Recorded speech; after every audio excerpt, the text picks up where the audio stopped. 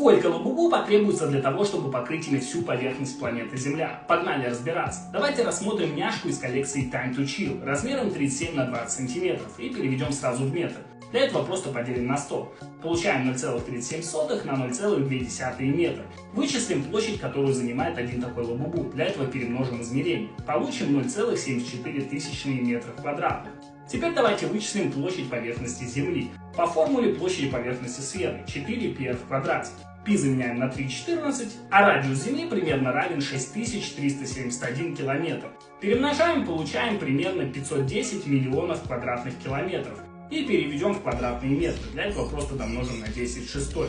Получаем 5,1 на 10⁻14 квадратных метров. Теперь давайте найдем количество лабубу, которое можно уместить на этой площади. Для этого площадь поверхности Земли делим на площадь, которую занимает один лабубу.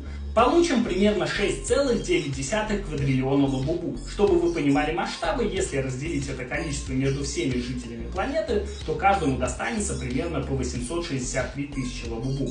Увидимся!